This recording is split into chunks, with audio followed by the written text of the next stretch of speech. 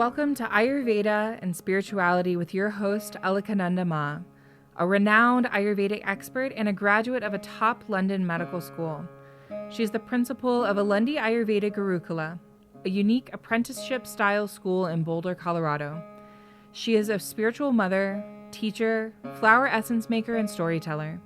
Join us as we uncover the timeless principles of Ayurveda, discover practical tips for enhancing vitality, and explore the deeper dimensions of spirituality that intertwine with the ancient science of life.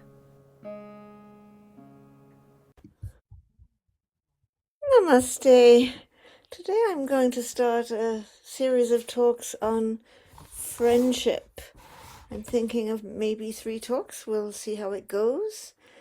In these days of Facebook friends who you've never met, in these days when people break up on text or by email, in these days of profound alienation, I think it's important for us to think about the importance of friendship and what it takes to be friends.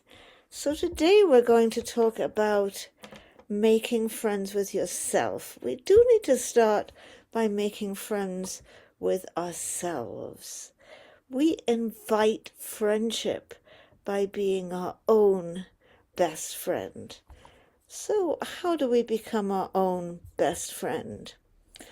That can be done through the relative bodhicitta and the absolute bodhicitta. In the Gurukula, the Alundi Ayurveda Gurukula, students spend a year studying each of these, and thus we help them to become their own best friends, which will enable them to be practitioners of Ayurveda who can truly befriend their patients. So let's start by thinking about absolute bodhicitta. With absolute bodhicitta, we get acquainted with our own mind. So how do we get acquainted with our own mind? It begins with the breath. For the breath really is our dearest friend. The breath is always with us from the moment of birth to the moment of death. As long as we are alive, we breathe. Dum spero spero. While there's life, meaning breath, there's hope. The breath is always with us. So we begin the process of absolute bodhicitta, the process of befriending ourselves by making friends with our breath, learning to be with the breath, not changing the breath, not manipulating the breath. We are not here talking about pranayama or different kinds of breathing exercises. We are talking about being present with the natural breath. Sometimes the natural breath speeds up when we're anxious or rushing around. Sometimes the natural breath, if we're meditating, it could be very slow, very gentle. Sometimes the natural breath is jumping around, and sometimes it's regular, sometimes it's deep, sometimes it's shallow.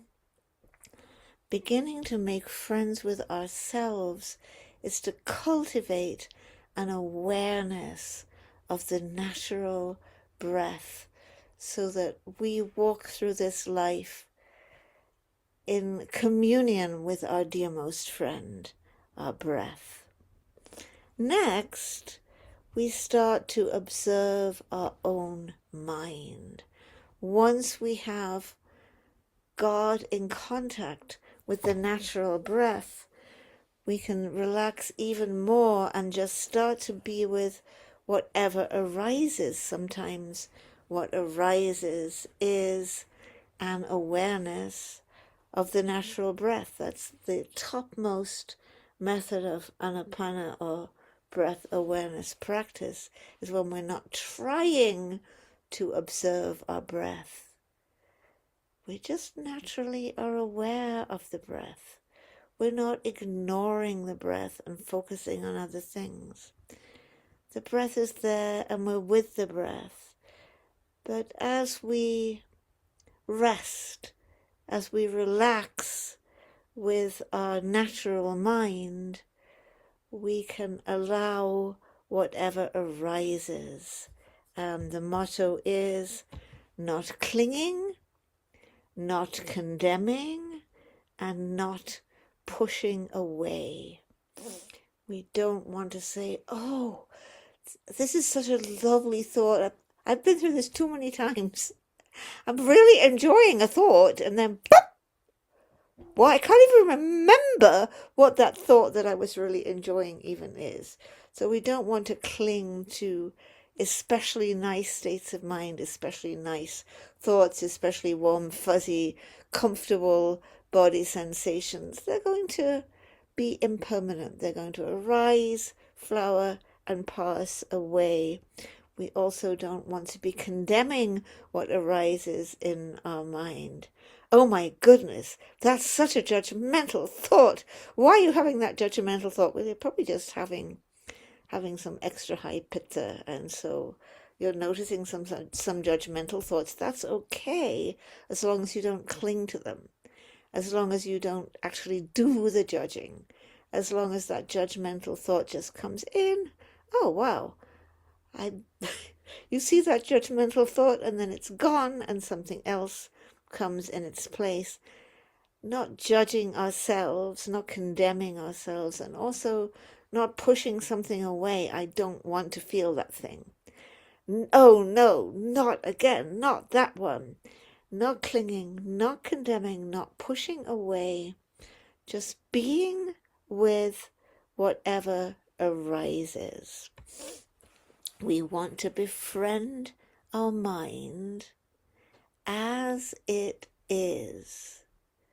Our natural mind with all its contents. As Milarepa said to the woman practitioner, she says, I can meditate. It's easy enough for me to meditate on the ocean, but it gets really difficult when waves arise. And it's easy for me to meditate on the mountain, but the trees and bushes, they get in the way. And I can meditate on the nature of my mind, but the thoughts, they're a problem. And the answer is, if you can meditate on the ocean, why not upon the waves? Waves are simply a manifestation of the ocean. If you can meditate upon the mountain, why not upon trees and bushes? Trees and bushes are just a manifestation of the mountain. If you can meditate on your mind, why not upon your thoughts? Thoughts are simply a manifestation of your mind. So we're not trying to alter anything. We are befriending our mind as it is, our ever-changing, ever-engaging mind. In order to be our own best friend, we must befriend our mind as it is. And by mind, we mean all those contents of consciousness that include thoughts, emotions, body sensations, and of course, awareness of the breath. We want to just befriend all of it. Again, to think about Milarepa. Milarepa has gone off to meditate in the cave, and he's gone to pick his nettles or whatever he went off to do, get his water, and he comes back. And there's a really horrible metal demoness in his cave. What does he do? Does he try to chase her away? Does he attack her? He says, oh, welcome. I was expecting you. Won't you have some tea? So when the parts of ourselves that we don't like, that we don't want, that we wish we could get rid of, when those parts of ourselves come up, let's remember Milarepa taking tea with the demons. When those parts of ourselves come up, again, not clinging, not condemning, not pushing away. It's just another phenomenon of our mind. We want to befriend our mind as it is. Another beautiful quotation is, the correct view is not to regard drowsiness and distractions as faults. We shouldn't have an idea, a notion, a concept of this very special kind of meditation that we ought to be doing. Because, well, good luck if you're able to do that very kind of special meditation that you think you ought to be doing. I have a lot of experience with drowsiness and also distractions. Last night it was distractions, which was great because I didn't get sleepy because my mind was hoppy, hoppy, hoppy. So I'm just sitting there with hoppy, hoppy, hoppy mind, and I just reminded myself the correct view is not to regard drowsiness and distractions as faults. We don't try to alter our mind. We just leave it as it is, with not just a cold kind of cold regard, a cold awareness. Befriending ourselves means we have a warm and kindly awareness as we observe the contents of our own mind, our thoughts, emotions, body sensations. To quote from the poem The Ganges, the song that Tilopa bestowed to Naropa beside the Ganges River, the essence of mind is like space. Therefore there is nothing which it does not encompass. Let the movements of the body ease into genuineness. Cease your idle chatter. Let your speech become an echo. Have no mind, but see the dharma of the leap. The body, like a hollow bamboo, has no substance. Mind is like the essence of space, having no place for thoughts. Rest loose your mind, neither hold it nor permit it to wander. So it's just a sense of naturalness, of resting, of being, leaving everything just as it is, with some kind of warm, kind, friendly, and perhaps humorous awareness. Because learning to be our own best friend is also the work of a lifetime. It's hard to get over this tendency to think it should be a certain way. I've certainly had my own moments of wondering why I'm not better at this after all these decades. It is what it is. The correct view is not to regard drowsiness and distractions as thoughts. We rest with warmth, kindliness, and genuine friendliness with our actual natural mind.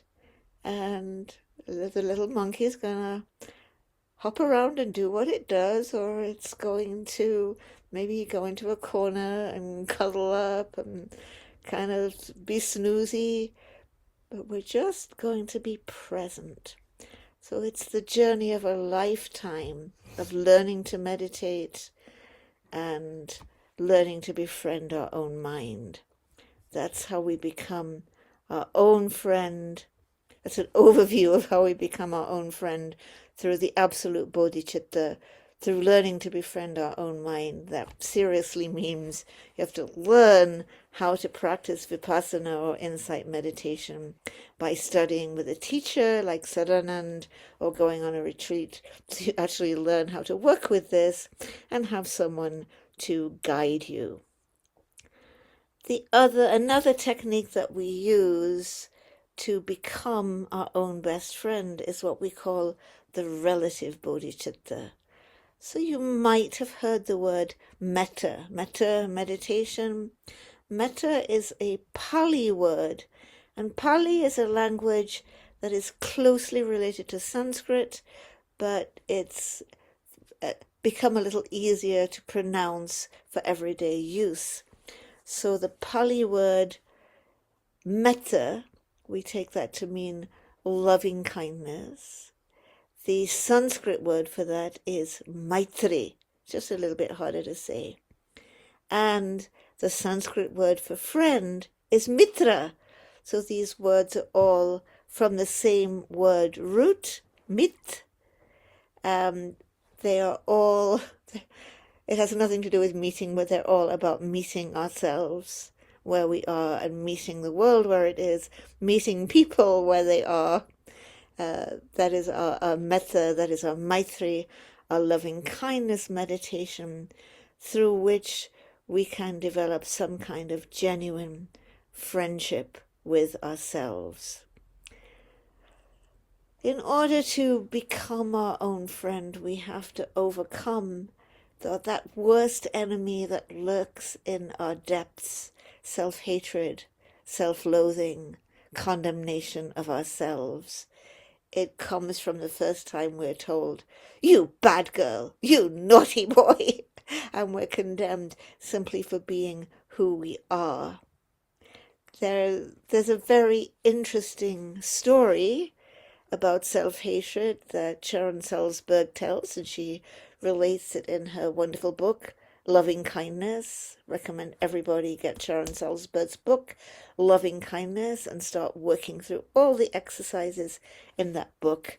That is an important textbook here at Alandi Ayurveda Gurukula, and also a book that we do recommend to all of our patients. So anyway, this is a story that our friend Sharon tells. She is at a gathering of Western meditation teachers with His Holiness the Dalai Lama. And one of the teachers asks His Holiness, "What do you do about self-hatred?" There is a very long pause as the translator struggles to convey this to His Holiness, because self-hatred does not have a word in the Tibetan language, was not a concept that His Holiness could relate to. So after some considerable time, he seems to get it, and he has a puzzled look on his face, and he asks each one of the Western Dharma teachers, "Do you have this self-hatred? Do you? Do you?" And every single one of them says, yes, because that's the way we're raised. We're raised in guilt. We're raised in good and bad. We're raised in ought and should. That self-hatred gets implanted in us from the very first time we imagined that our parents didn't like us because of something about the way we were, something about the way we did. From the very first time our other little friends didn't like us because of the way we looked or the way we talked or the way we walked or something we said, we start to internalize that self-loathing, that self-hatred. So His Holiness listens to each of the teachers say yes, and then, still looking very puzzled, he says, "But in the end, you must admit that you are all basically good." So that's what we lack here in the West, is that concept of basic goodness. Instead, we have a concept of basic badness. But There is no basic badness. We are all basically good, like His Holiness said. So we want to offer loving kindness to ourselves, as well as our absolute bodhicitta practice, learning how to meditate, how to simply befriend our breath and befriend our own mind and all the things that arise, flower, and pass away in our mind. We want to positively offer friendship to ourselves. Sometimes the best way to offer friendship to ourselves can be, first of all, to think of a person that we very much respect and we feel has helped us very much, and with warmth wish that person, may you be safe, may you be happy, may you be healthy, may you have ease of well-being. And we really want that for the person that has helped us in our life, that has been our benefactor. So it's easy to feel that towards them.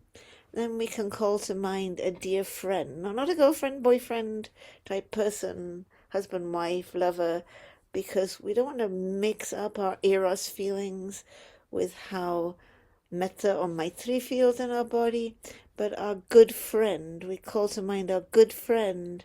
May you be safe, may you be happy, may you be healthy, may you have ease of well-being.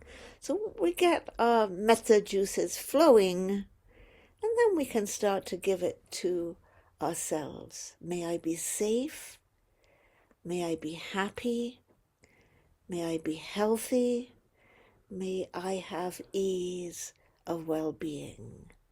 And just feel how that warm, comforting feeling coming into every cell as we offer that loving kindness to ourselves. Another very simple way to offer ourselves loving kindness can be done with the breath. Simply breathe in, may I be happy, and on the out-breath, letting that flow forth, may all beings be happy. May I be happy, breathing in. May all beings be happy, breathing out. May I be happy, may all beings be happy.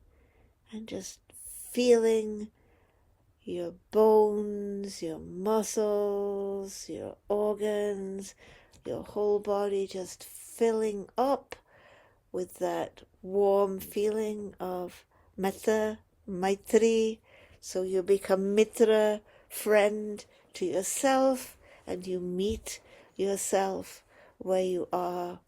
May I be happy, may all beings be happy. If we want the happiness for only me, there's going to be a constriction. We're not going to really be friends with ourselves. May I be happy, out breath. May all beings be happy. Let it flow out into the universe.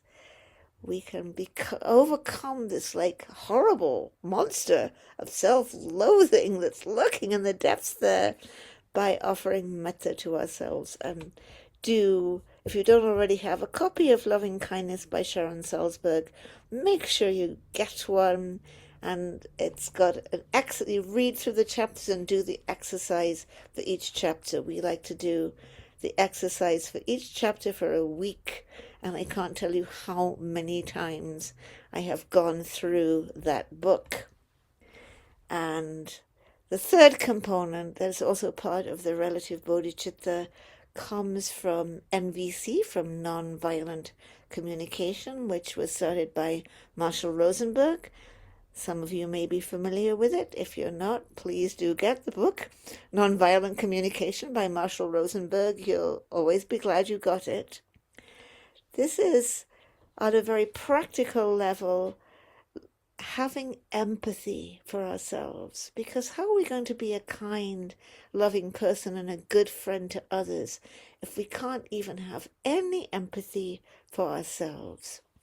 So through this NVC process, when you're just kind of like feeling just generally like bad or sad. There are more feelings than sad, mad, or happy.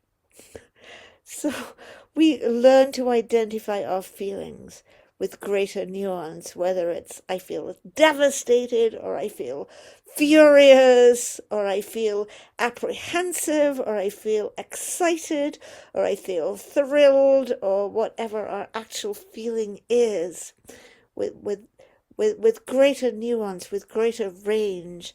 Learn to identify your feeling. What feeling are you having at the moment?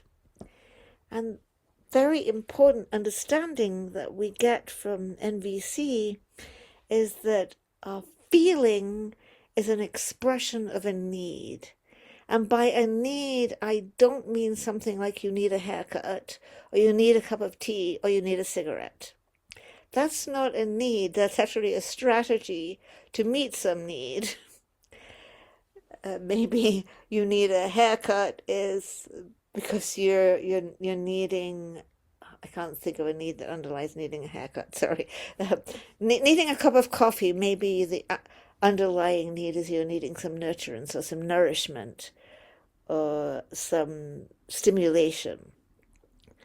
So when we're talking about needs in terms of NVC, we are talking about universal needs. Every single person in the whole world has every single one of the universal needs that we can see listed out in a needs wheel when we start studying NVC. Universal needs like love, like compassion, like justice, like friendship, like connection, like communication, like fairness, like kindness, like understanding, like we all have an array of universal needs. And if you're having an unpleasant or uncomfortable feeling, like feeling furious or feeling enraged or feeling anxious or feeling agitated, it is arising from one of these universal needs that is not met. And if you have a positive feeling, like I'm feeling thrilled, right now I'm feeling thrilled because we're going to be getting together with the students and the friends and watching the Gandhi movie and sharing some delicious food in the intermission. That is something really to be thrilled about. So I'm thrilled because my need for community is going to be met this evening. Isn't that lovely? So practicing self-empathy, it's especially important when we're having a challenging or an uncomfortable feeling. Just to identify, I feel frustrated, needing to be understood. Or I feel very despondent, needing appreciation and recognition, or whatever it is that's going on for you right now. Putting it into an empathy phrase for yourself, offering that empathy for yourself, I found to be very helpful. So sometimes if I'm trying to sit and do my practice when I have a strong, uncomfortable feeling state going on, first of all, I might take a few moments just to do the self-empathy. Create that self-empathy phrase, offer that empathy to myself. Then the next thing I might do is some metta for myself, and then maybe my mind is going to settle enough that I can get in touch with the breath, and I can get in touch with just sitting and being with my mind. And another thing I've noticed is once I want to really meditate on that really big feeling, poof! What? Because it wasn't permanent and it can go away really, really quickly.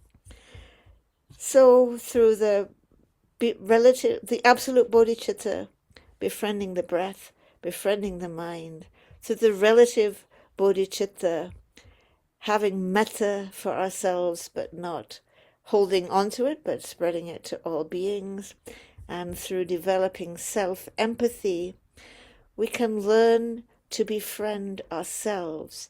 It's the work of a lifetime, but you can start it today. And with every step you take, your life will be better and your life will be happier. And the more you are able to be your own friend, the more you will equip yourself to be a friend to others. Namaste. Thank you for tuning in to Ayurveda and Spirituality with Alakananda Ma. We hope today's exploration has ignited a spark of curiosity and insight within you. If you enjoyed this episode, be sure to leave us a 5-star review and share it with a friend. For more enlightening discussions and practical wisdom on Ayurveda and spirituality, subscribe and join our Facebook group, Alundi Ayurveda. To allow us to continue sharing valuable content, consider donating to Alundi Ashram. The links will be in the show notes. Until next time, may you walk the path of Ayurveda with grace and embrace the light of spiritual wisdom in your journey. Trayambakam yajamahe Sugandham